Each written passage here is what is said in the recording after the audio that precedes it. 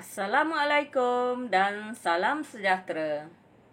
Hai murid-murid, selamat datang ke channel Cikgu Mariam. Mohon tekan butang subscribe ya. Terima kasih.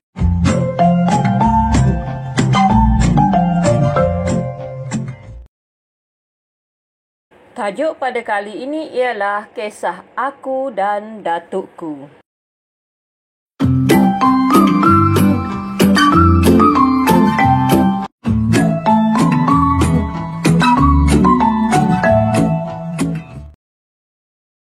Kemahiran pada kali ini ialah menulis perkataan, fraza dan ayat yang bermakna dengan membina dan menulis ayat berdasarkan bahan multimedia.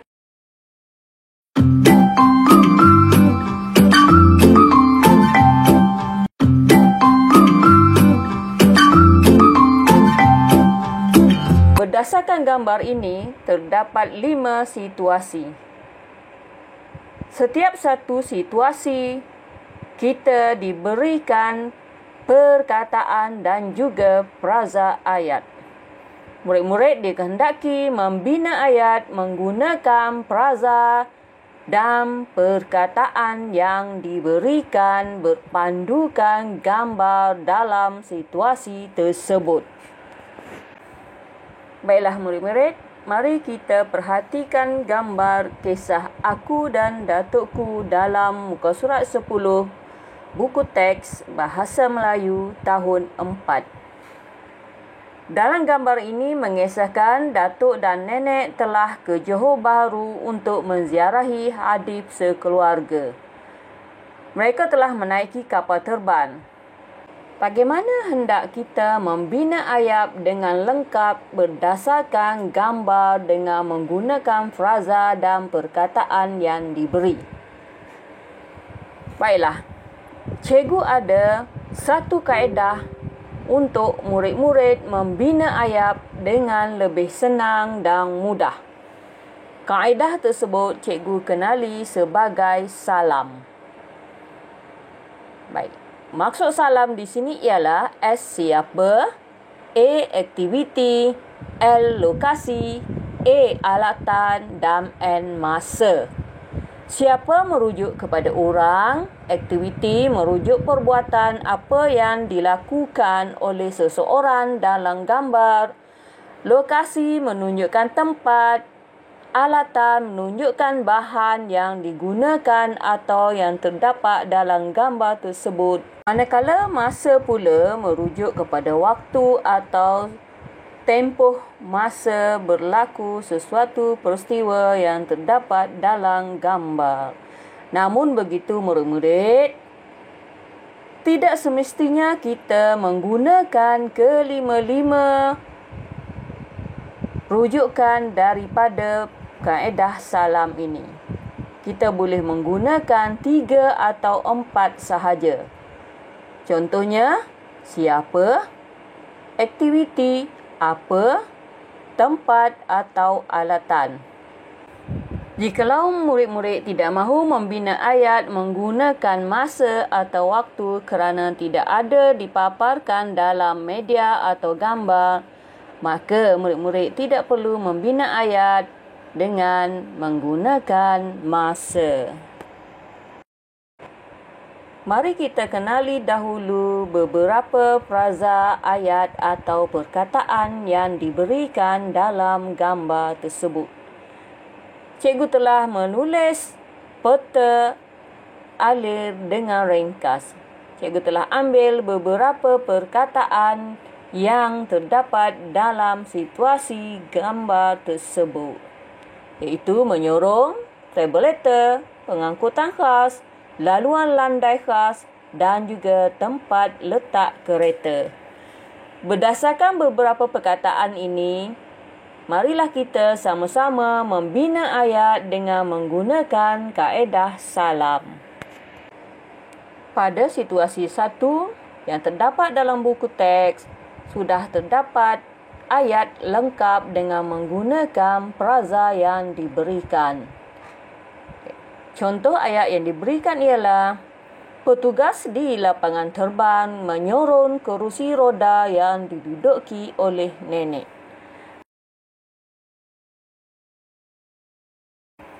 Berdasarkan ayat lengkap yang terdapat dalam buku teks ini, mari kita kenali satu persatu kaedah salam supaya murid lebih memahaminya. S merujuk kepada petugas. A merupakan perbuatan iaitu petugas menyorong. L lokasi di mana berlakunya peristiwa ini ialah di lapangan terbang.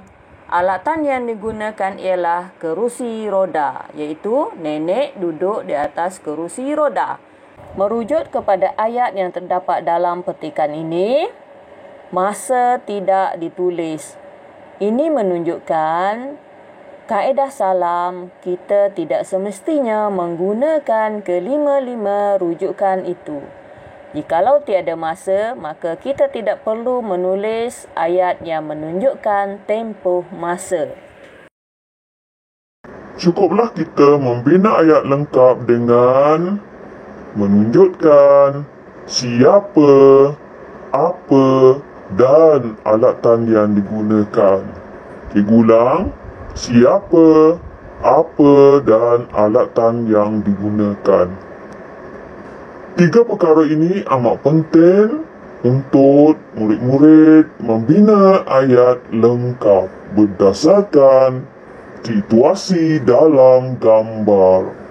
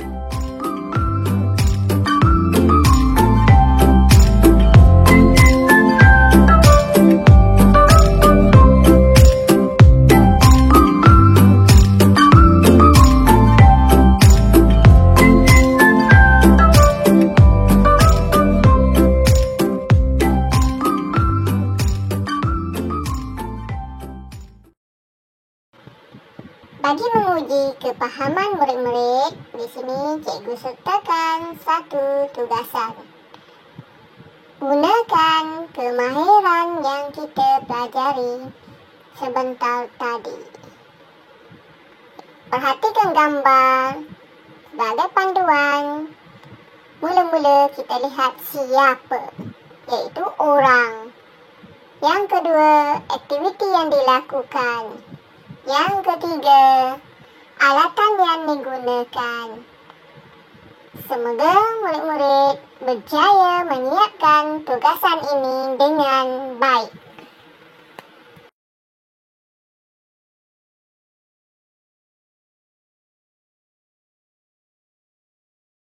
Sekian dahulu pembelajaran kita hari ini.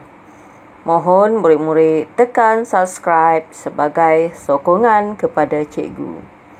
Jumpa lagi. Assalamualaikum.